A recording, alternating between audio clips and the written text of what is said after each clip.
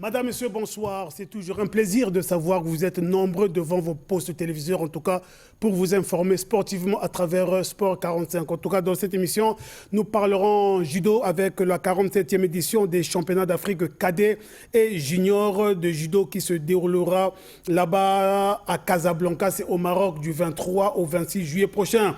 En tout cas, les Diables Rouges qui prendront part à cette grande messe de la jeunesse africaine se préparent dans des conditions inquiétante, en tout cas vous le verrez dans cette émission. Mais nous parlerons également du handball avec le département de la Sangha qui a enfin emboîté le pas à la dynamique, le réveil du handball congolais avec les rencontres AS Sangha Sport contre Olympique. En tout cas, mesdames et messieurs, toutes les précisions de cette adhésion dans cette émission. Ils sont là. Notre consultant en maison, Bello Kisikila. Bello, bonsoir. Bonsoir, Donald. Serge Désiré Koumoulokana, bonsoir. Bonsoir. Et comment est-ce que tu te portes, Serge? Ça fait belle urètre. Hein? Évidemment, ça va très bien. Merci. Voilà, mesdames et messieurs, en tout cas, nous n'allons pas parler de l'actualité sportive sans pourtant aller du côté où se déroule le mondial avec la grosse surprise. Eh bien, Bello, c'est l'élimination du Grand Brésil. C'était devant la Norvège. Oui, Donald, difficile à comprendre, difficile à croire et surtout à imaginer que le Brésil a été battu pour la 5e fois de suite. Ah oui. La 5e fois de suite face aux Vikings de Norvège. Et hier, c'était une défaite, à mon humble avis, amplement méritée pour les Brésiliens, puisque lorsque vous manquez tant d'occasions et qu'en face vous avez un tueur comme Erling Haaland, ça ne pardonne pas. Ça pardonne pas. La preuve en est, les deux tirs cadrés de Erling Haaland sont terminés dans les buts pour dire que le Brésil est passé à côté de son Coupe du Monde, malgré les stars, où le Brésil est toujours favori. Mais ça devient inquiétant. Ça devient inquiétant cette équipe brésilienne. Déjà, ils étaient en difficulté au niveau de la Copa. Ils viennent en Coupe du Monde avec le statut de favori à la tête avec Carlo Ancelotti. On disait qu'il y aura beaucoup de changements. Malheureusement, ils échouent encore face aux Vikings de la Norvège. Mais il faut le rappeler qu'ils avaient déjà très mal débuté par un nul face au Maroc. Tout à fait, oui. Personne ne voyait les Marocains tenir cette équipe en échec. Mais la Seleção est en train de passer un très mauvais moment. On se pose des questions. Est-ce que c'est dû aux blessures qu'a connu Carlo Ancelotti de nombreux de ses stars, notamment Rodrigo, qui était l'attaquant phare, les liés qui occupaient le couloir droit de cette équipe, et aussi pendant la compétition de Rafinha. On se dit peut-être qu'il a été pénalisé à travers ses blessures à répétition de ses joueurs. Mais dans l'ensemble, je pense que les Brésiliens sont dessus. Et le monde entier, hier, a été surpris de voir que la Norvège, qui est sortie comme ça dans le néant, aujourd'hui battre le Brésil et ça peut aller se hisser au prochain tour. Mais c'est à féliciter plus que le football, c'est ainsi. Exactement, oui. Le football, c'est le mérite. Lorsque le football sourit au plus réaliste. Au plus réaliste, il faut rappeler que cette équipe norvégienne avait déjà éliminé au tour précédent les Ivoiriens de la Côte d'Ivoire. Ah oui. Voilà, alors décidément, l'unique équipe africaine qui nous éblouit, hein, il faut le dire, c'est le Maroc, puisque le Maroc a obtenu son ticket pour le prochain tour en battant donc l'un des pays hôtes, le Canada. Oui, tout à fait. Et de quelle manière? Tout à fait. Le Maroc, actuellement, ils sont une équipe qui fait vraiment peur à certaines grandes nations. Parce que jusque-là, on a très bien vu leur parcours depuis les phases de poule jusqu'à cette étape à élimination directe. On voit très bien comment ce que les Marocains ne cessent de faire vraiment preuve d'une grande nation de football. Avec leur match des quarts de finale face à la France d'ici le jeudi, on s'attend très bien, certes que ça ne soit pas facile. On s'attend à un match vraiment de revanche, oui. Un match de revanche, parce qu'on se rappelle très bien lors de l'édition du mondial passé, le Maroc avait perdu face à la France en demi-finale. Mais cette fois-ci, c'est en phase de quart de finale. On va s'attendre à un match, certes que ça ne sera pas facile pour les deux nations, mais ça sera vraiment un choc entre les grands titans. L'Angleterre également, Bello a obtenu son ticket en battant le Mexique par 3-2. Oui, c'est un très bon match. J'ai suivi ce match jusqu'à 3 h du matin, puisqu'il faut s'habituer. Il fallait veiller jusqu'à 3 h du matin pour attendre cette belle affiche, puisque le Mexique, depuis le début, n'avait pas encore perdu.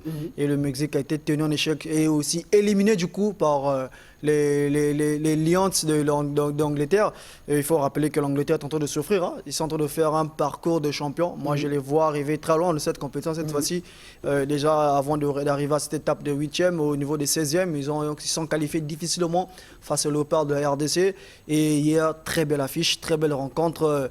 il y a le spectacle qui est au rendez-vous, le beau jeu. On a vu de l'autre côté Jiménez, de côté des Anglais avec Harry Kane et tous ces panoplies de Bellingham. Mais le football, c'est ça le pur football. Quand on parle de football, il fallait voir cette rencontre où le spectacle était au rendez-vous. Et le but également de la victoire et la qualification des hommes de Thomas Tuchel. 3-2 face aux Mexicains. Et ce soir, nous aurons une finale avant la finale, autrement dit, Portugal-Espagne. Oui, très belle rencontre entre ces deux nations. Lorsqu'ils se rencontrent toujours, on sait que l'Espagne ne se laisse pas faire face au Portugal. Oui, les retrouvailles. Surtout une finale avant, comme vous venez de l'évoquer, remake de la finale de la Ligue des Nations entre l'Espagne et le Portugal.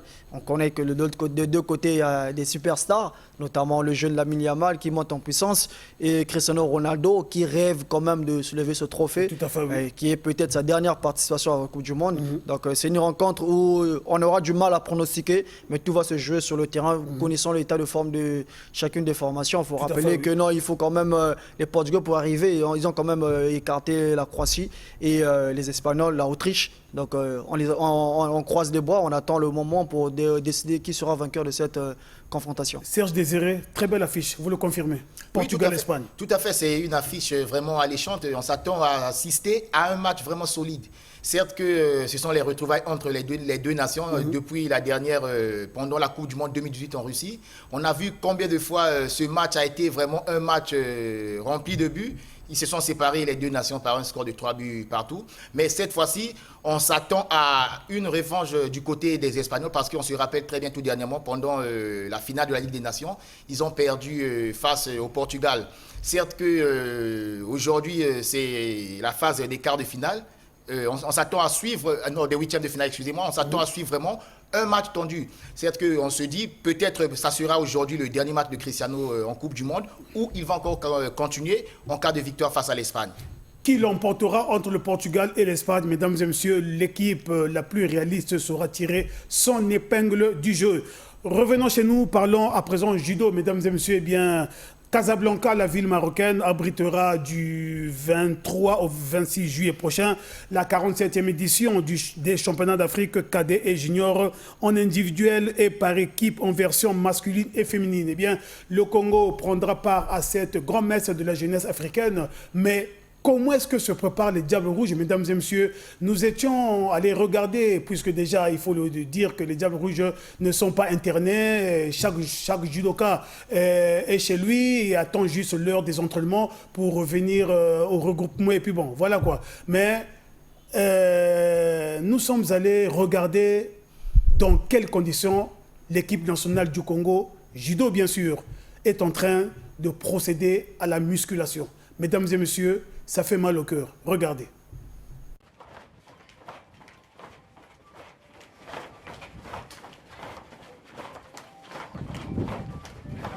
Voilà. Voilà. Reste à la bombe. Bougez. Voilà. Voilà. Bougez les athlètes. Travail, montre-toi. C'est bon. C'est bon, on pousse. C'est bon. Voilà. Vas-y. Emma, travaille. Voilà. Dégage, il faut bien travailler. Voilà.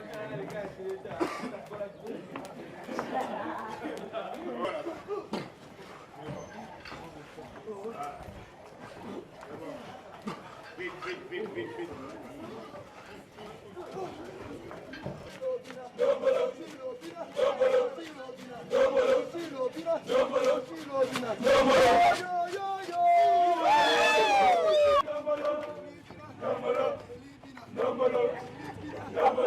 Difficulté ne manque jamais. D'abord, vous allez constater que les conditions là où l'équipe nationale s'entraîne, vous avez vu d'abord la salle de musculation.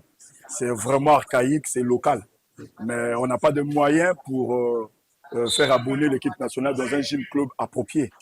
On est obligé, d'abord, les athlètes fassent les musculations, telles que vous êtes en train de constater. Alors, Bello, Serge Désiré Koublokana, l'équipe nationale de judo, donc les Diables Rouges, se prépare dans de telles conditions. Est-ce qu'on peut prétendre aller remporter une médaille dans ces conditions? Là de Goma, vous savez que cette émission est suivie au niveau international. Je pense que le Congolais de partout sait qu'actuellement le sport congolais est en mode de redynamisation, comme l'avait évoqué le chef de l'État. Et surtout, il faut redynamiser. Redynamiser passe aussi par le travail, par la volonté de bien faire, s'organiser afin d'aller chercher les titres, les médailles. Mais aujourd'hui, lorsque je vois ces images, je me sens un peu trahi par moi-même, puisque je ne comprends pas, est-ce que ce sont les Congolais? Est-ce que ce sont les athlètes qui vont représenter le drapeau congolais Au Maroc. au Maroc, ou bien c'est un groupe de gangsters qui s'entraînent dans la forêt, puisqu'on parle de l'équipe nationale. Tous ils sont verts, je me demande si c'est un groupe de gangsters ou bien c'est l'équipe nationale, puisque une équipe nationale mérite quand même sa valeur, sa dignité. Les honneurs, ils devaient être encadrés, les conditions décentes de qu'il faut préparation. pour une équipe nationale. Il faut aussi rappeler à nos téléspectateurs que le judo aujourd'hui parmi les disciplines qui apportent tout le temps les médailles au Congo. Lorsque les judokas congolais sortent, là-bas, là où ils partent, l'hymne national congolais est toujours à l'honneur. Mais voir ces jeunes judokas se préparer de la sorte, ça me fait très mal au cœur, Donald. Je pense que c'est triste, c'est ce genre de réalité. Et nos autorités ont vu et ils doivent répondre à l'appel afin d'aider cette fédération, puisque la fédération travaille, il y a la volonté de travailler. Et on a vu le président Nel Fonseca dire de sa propre bouche. Exactement, les oui. conditions, Voilà. déplorer les conditions de la préparation physique. Rudimentaire, Je pense que c'est triste de voir en plein 21e siècle une équipe nationale congolaise se préparer de la sorte, alors que le premier sportif congolais avait évoqué beaucoup de changements, beaucoup d'améliorations, mais à peine quelques mois. Voyez-vous les images de ces jeunes Diables Rouges. Je pense que ça va nous servir de leçon et les autorités pourront peut-être venir vite à l'aide à ces judokas qui vont représenter le Congo prochainement au Maroc. Alors, Serge Désiré Kouboulekana, que dire de cette salle de musculation ultra moderne dans laquelle s'entraînent justement les Diables Rouges, notamment en ce qui concerne la musculation? Non, mais pour moi, je dirais tout simplement, lorsqu'on voit de telles images, ça fait vraiment très mal au cœur. Un pays comme le Congo, déjà en voyant une équipe nationale de judo s'entraîner dans de telles conditions, ça fait vraiment mal. Aujourd'hui, même Alors si... que nous sommes inondés des gymnases à Brazzaville. Tout à fait, tout à fait. Même si aujourd'hui, cette équipe peut aller et ne rien amener comme médaille, on ne doit pas les accuser. Les en Parce que, vouloir. tout à fait, on ne peut pas les en vouloir parce que déjà, quand on voit une telle préparation et attendre que cette équipe puisse ramener des médailles, vraiment, même s'ils pouvaient aller buter là-bas, ça ne doit pas surprendre quelqu'un. Parce que de telles préparations, ça fait vraiment mal au cœur. Mesdames et messieurs, qu'à cela ne tienne, les judokas congolais et leur président Nel Francis Atachokara ne désemparent pas. Ils sont très motivés malgré les conditions on ne peut plus inquiétantes de préparation, la détermination, l'abnégation y est. Et donc, après la séance de musculation, en tout cas, l'équipe nationale s'est déportée du côté du judo club Baoba, c'est à Wenze. C'est dans cette salle du judo club Baoba, une salle qui leur a été offerte grâce à la générosité débordante du président Raoul Ominga. Et c'est là que les Diables Rouges s'entraînent justement pour préparer l'Afrique. Je ne vous en dis pas plus, mesdames et messieurs. Suivez plutôt ceci dans ce morceau choisi et vous aurez également la réaction du président de la Fédération congolaise de judo et disciplines associées.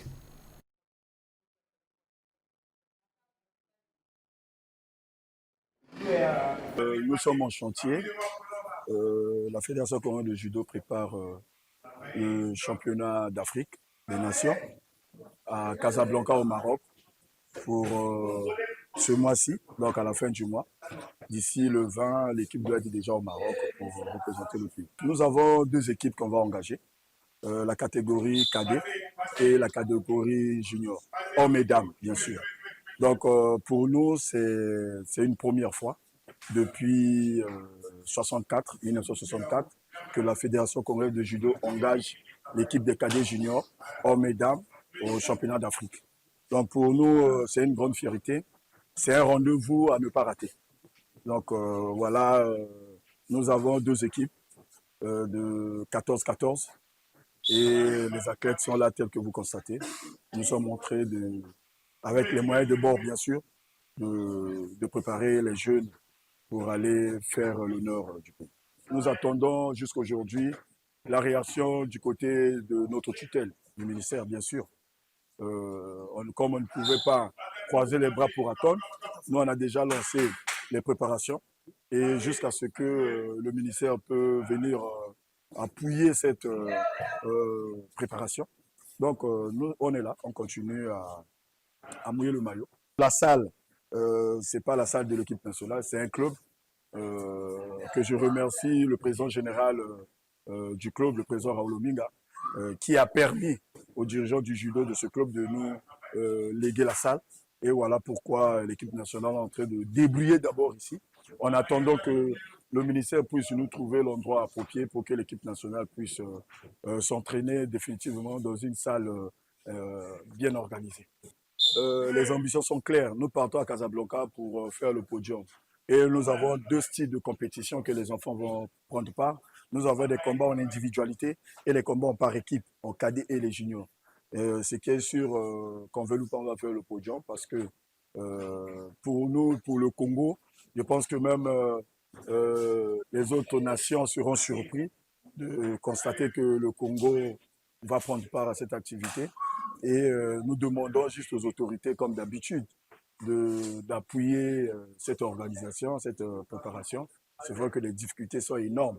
Je prends le cas, nous avons à peine hier, il y a eu deux cas de blessures où on était obligé de créer les conditions pour traiter les athlètes. Et il nous manque beaucoup de choses. Je pense que c'est des mêmes choses qu'on a l'habitude de dire. Nous demandons juste au ministère voilà, de prendre ses responsabilités, de venir nous assister, beaucoup plus les athlètes, parce que demain, ils feront l'honneur de la...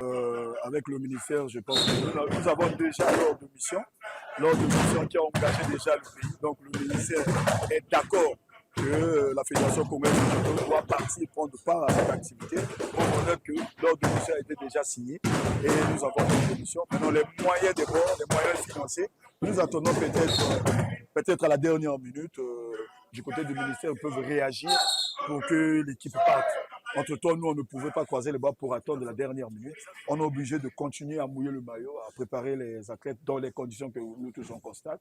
Mieux vaut ça que rien. Comme a toujours dit le chef de l'État, faisons beaucoup avec le peu. Nous sommes en train de créer les conditions, de continuer à faire beaucoup, de continuer à travailler. Et on attend jusqu'à la dernière minute la réaction du côté du ministère. Si on peut partir, tant mieux. Et s'il n'y a pas de moyens, on est habitué. Je pense que voilà. Donc, on fait confiance au ministère des Sports, on fait confiance à nos autorités. Je pense que les athlètes vont partir.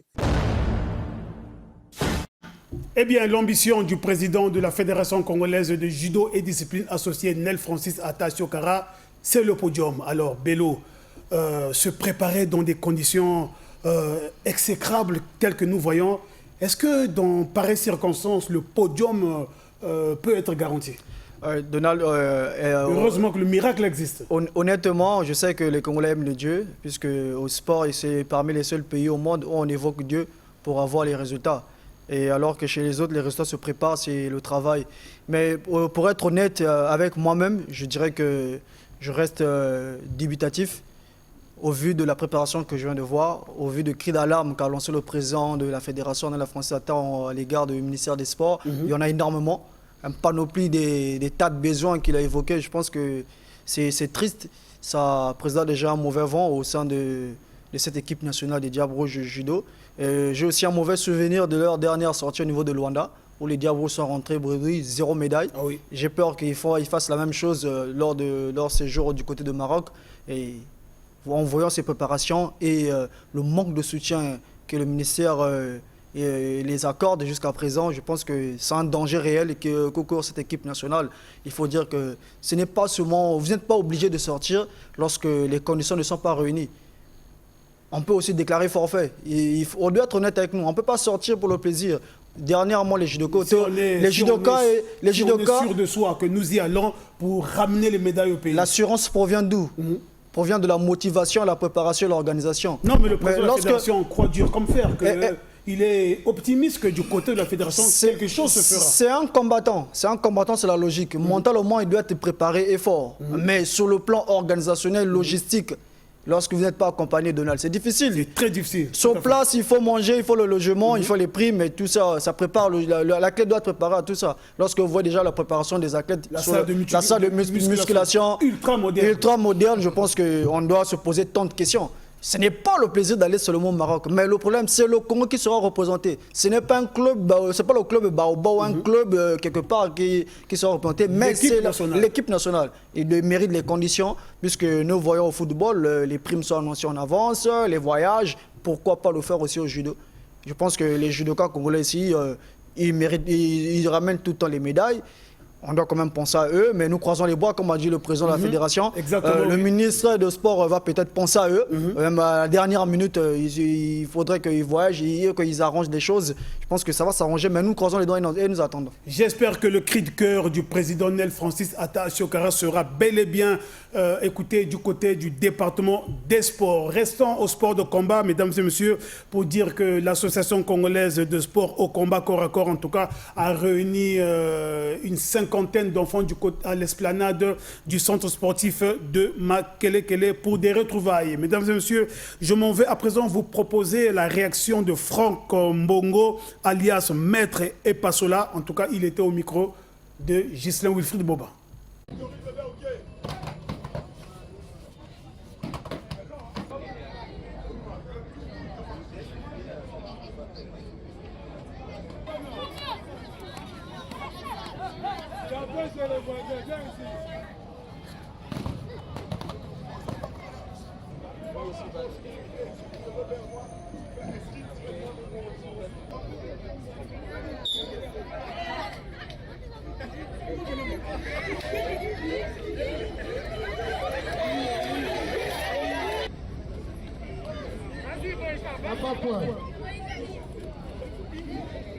Je peux vous dire, le sport, c'est un vecteur d'intégration et de réinsertion des jeunes.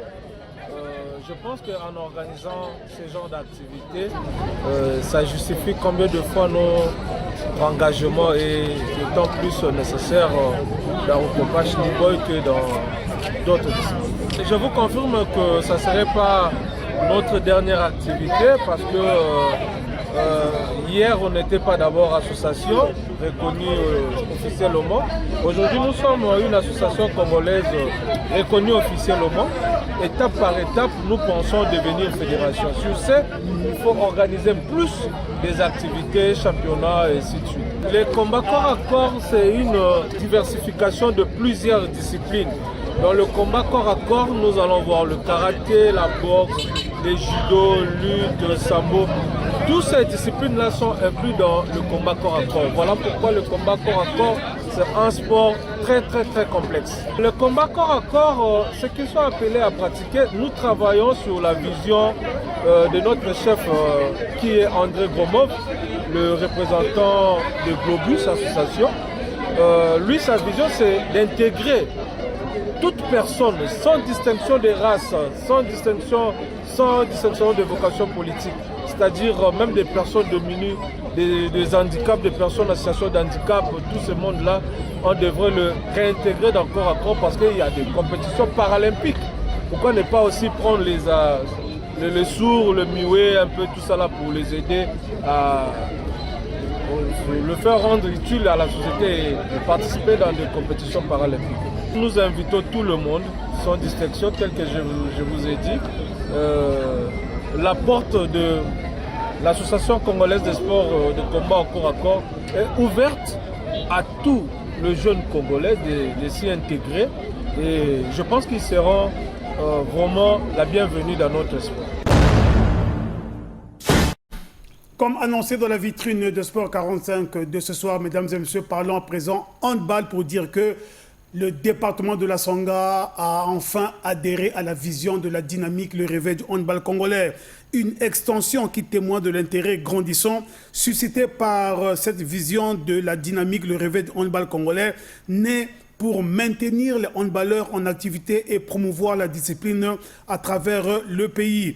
En tout cas, pour cette première journée à Ouesso, mesdames et messieurs, la AS Sangha Sport a battu Olympique par 24-20. Là, nous sommes en version masculin et en version chez les dames. Eh bien, la AS Sangha Sport a dominé Olympique sur le score de 28 à 17. Nous allons à présent partir du côté de Pointe-Noire où là-bas on a joué pour le compte de la 8e journée. Je ne vous en dis pas plus, Hervé Missou, pour en savoir davantage. La 8e journée du gala de réveil de handball congolais a vécu le week-end au stade Henri Comateille de Pointe-Noire. Les formations Nasport en hommes et AS Cheminot en dames ont une fois de plus révélé leurs atouts techniques, tactiques et physiques au cours de cette 8e journée. Vainqueur de l'Interclub sur la marque de 39 à 25, Nasport maintient le leadership du tournoi en hommes avec 15 points. La joie de Luce Ibarra, son capitaine, à l'issue de la rencontre. C'est le travail du coach. Ce qui nous donne aux entraînements, on veut le sortir sur l'air de jeu au moment du match. Puis ça a été toujours une joie pour nous. On vient pour ça. Une joie partagée avec ce poussin toujours présent aux rencontres du gala de réveil de handball congolais à Pointe-Noire, toujours présent donc au stade Henri Comateille. Quoique battu, le capitaine de l'Interclub, Patrick Paco, se réjouit de l'évolution technique et tactique de son équipe, quand bien même il y a encore des failles sur le plan physique. Il y a l'évolution au niveau technique et voilà. Mais en fait, ce qui nous manque plus, c'est l'effort physique. Tout ça, c'est dû à l'entraînement en fait. Les entraînements sont un peu difficiles, voilà, et on essaie de forcer.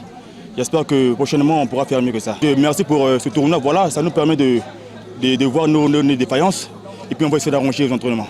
Toujours un homme, Minisport qui se dispute le fauteuil de leader avec Nasport s'est imposé devant la jeune formation de Pellerin, avant-dernier au classement sur la marque de 32 à 27.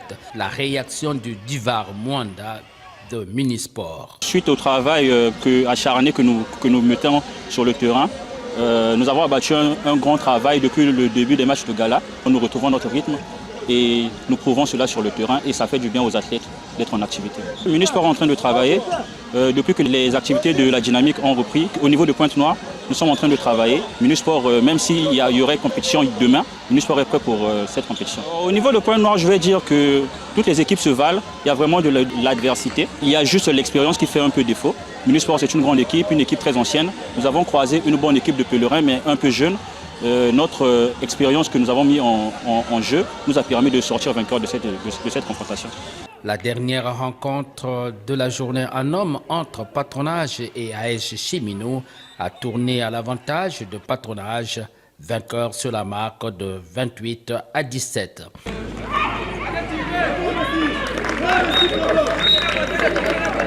Du côté des dames, la AS Cheminot conserve sa première place en battant son adversaire Pellerin sur le score de 26 à 22. Les réactions des entraîneurs des deux équipes, bienvenue Nzaba de la AS Cheminot et Zinga Olif de Pellerin. Les joueurs étaient occupés, passés par là, donc on va préparer le tournoi qui arrive. Après ce match, le tournoi, il y aura une bonne équipe de la Cheminot. Il y a un changement, mais ce n'est pas ce qu'on attendait. Donc on s'attendait que dans ce match-là, ils étaient amoindris. On devait gagner le match, mais vous avez tous vu les actions, les joueuses, comment ils sont. Ils sont encore, je ne sais pas si c'est la peur ou c'est quoi, je ne sais pas trop. On a fait avec ce qu'on pouvait faire, mais le résultat était même, on croyait qu'on devait prendre un long score, mais c'est réduit 4 buts, c'est encore mieux. La deuxième rencontre de la journée en dames entre Bancosport et Titiesport a tourné à l'avantage de Bancosport sur la marque de 31 à 25.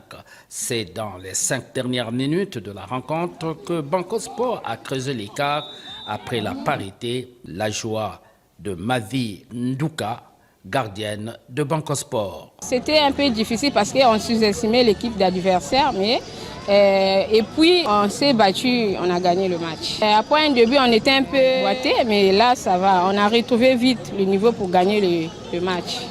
Joël Goma, capitaine de Titiesport, déplore la contre-performance de son équipe à quelques minutes de la fin du match. Nos filles, c'est pas qu'elles ne savent pas défendre, mais il y a ceux qui sont en manque d'entraînement. Voilà pourquoi il y a eu beaucoup de 2 minutes et on était de moins sur le terrain. Voilà pourquoi il y a eu ce score-là. Sinon, si on était encore sur le terrain, il y aurait peut-être un match nul ou bien on devait gagner. Je leur demanderais de s'entraîner plus parce qu'on est en manque d'entraînement. Oui. Les attaques en hommes et en dames au cours de cette 8e journée ont encore fait parler la poudre. 156 buts ont été inscrits, soit une moyenne de 31 buts par rencontre. Après Pointe-Noire, mesdames et messieurs, revenons à Brazzaville où on a joué pour le compte de la 11e journée. Entre autres rencontres, ASB Lyon Sport. Après une partie âprement disputée, ce sont les jeunes handballeurs de l'ASB qui se sont imposés sur le score de 35-24. Extrait du match.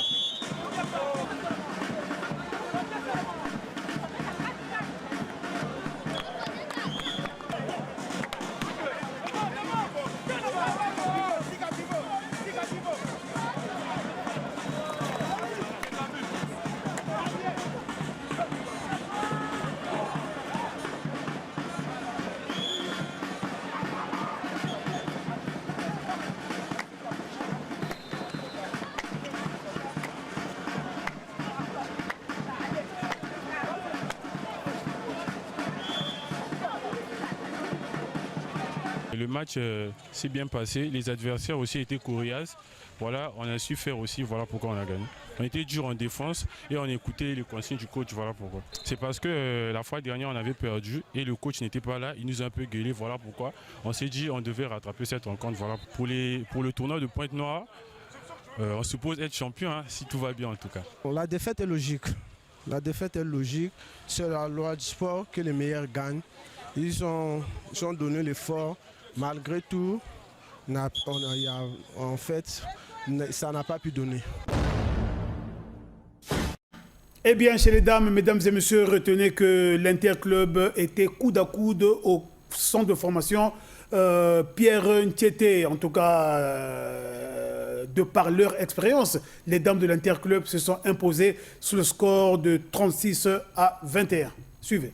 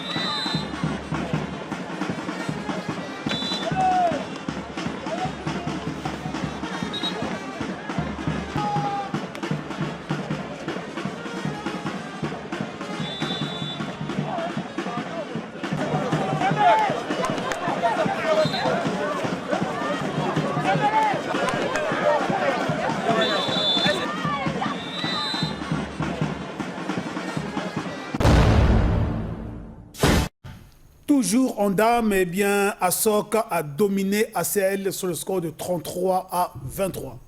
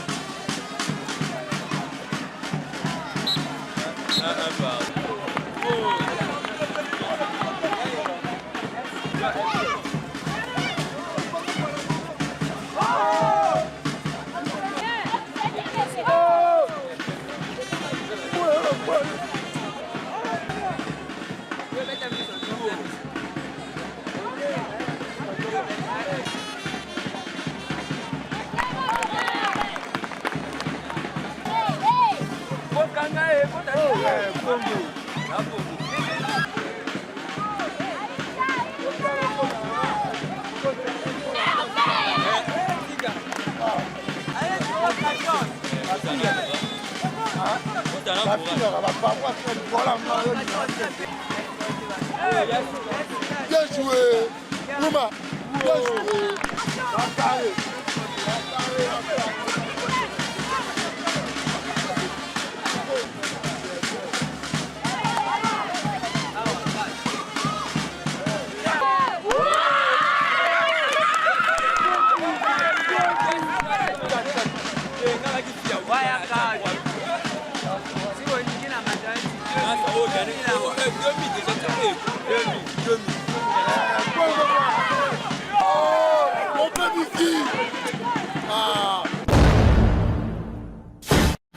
Ni vainqueur, ni vaincu dans le derby qui a opposé la jeunesse sportive de Wenzé à Petrosport. Mesdames et messieurs, après une partie âprement disputée, eh bien, les deux équipes se sont séparées sur un score nul de 31 buts partout. Extrait du match.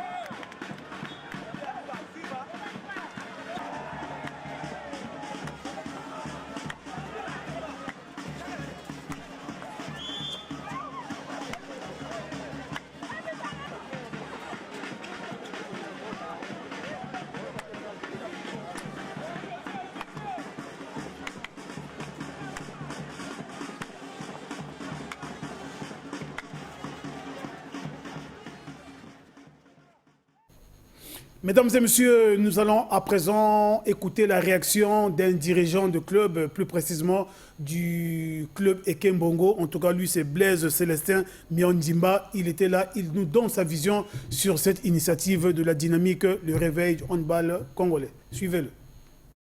J'ai déjà fait des interviews par rapport à cette dynamique, le réveil du handball qui sauve le handball congolais pour l'instant. Et j'ai vu l'engouement, regardez tout ce monde-là. Vous sentez que les gens ont envie de revenir au sport. Mais il faudrait que les gens s'accordent. Nous, on ne peut que soutenir. Et pour votre information, Ekembongo rejoint la dynamique. Et nous avons repris nos activités. Et je crois bien le voyage de Pointe-Noire.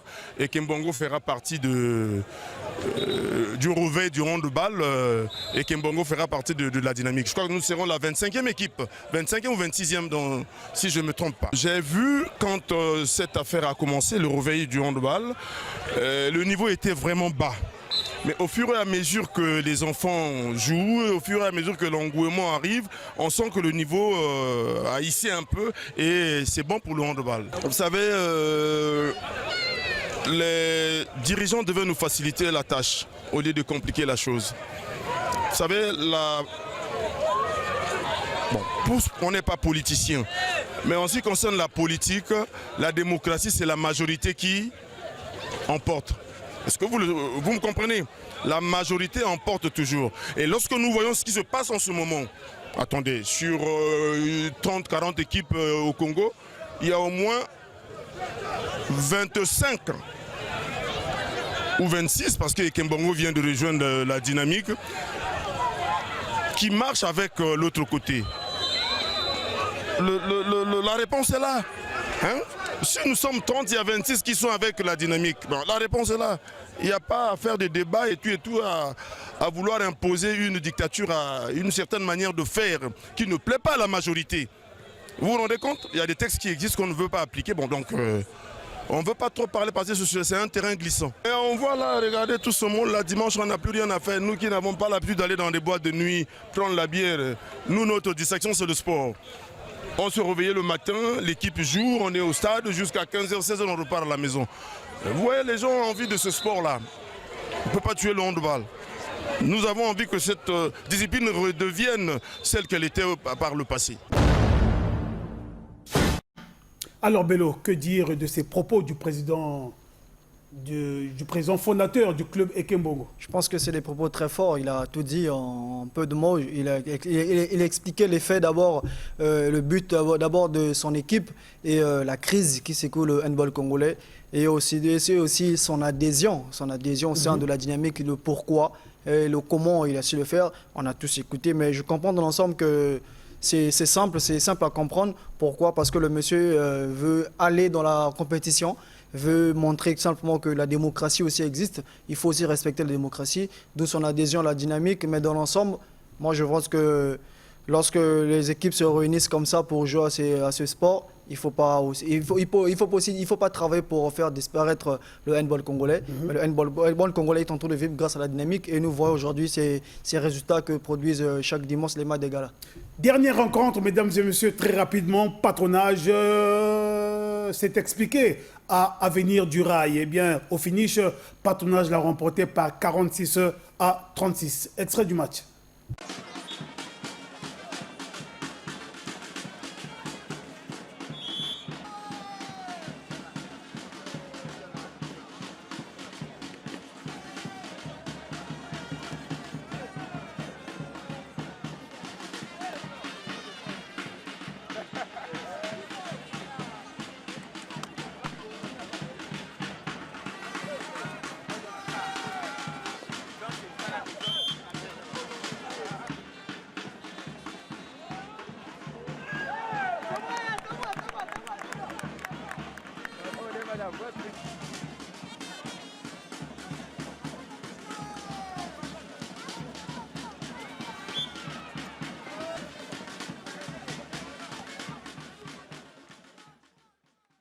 Alors Bello, au cours de ce match, Patronage avéré, on a retrouvé des vieilles gloires, des anciens joueurs de l'équipe nationale, et notamment le président Avicenne Zeko. Oui, Donald Goma, comme je l'ai toujours évoqué, il faut dire que la dynamique, c'est d'abord une association des anciens handballeurs, des anciens internationaux qui ont honoré dignement la République aujourd'hui, qui se retrouvent autour de cette association pour hisser encore plus haut le niveau du handball congolais.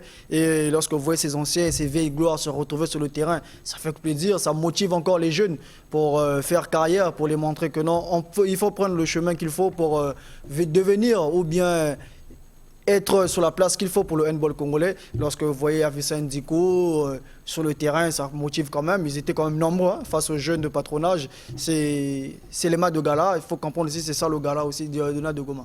Merci à tous les fidèles téléspectateurs de l'émission Sport 45. Merci à Mr Nessori Songa de la Songa, notre correspondant du côté de Pointe-Noire. Merci à notre confrère du côté de Djer TV, antenne de Pointe-Noire, Hervé Kimenumisu. Mesdames et messieurs, dans cette émission, nous sommes revenus sur les préparations on ne peut plus déplorables des Diallo Rouge Judoka à la 47e édition des championnats d'Afrique cadets et juniors en individuel et par équipe en version masculine et féminine qui va donc se dérouler du côté de Casablanca du 23 au 26 juillet prochain. Merci donc à Mister Bello Kisikila, merci à Serge Désiré Koublekana, Arnaud Itoba, le moyen qui était derrière cette caméra, Mister Rudel Ngoma du côté de la régie, Benny Massomba du côté de la régie son. Mesdames et messieurs, quant à moi, je vous dis au revoir. D'ici là, portez-vous bien.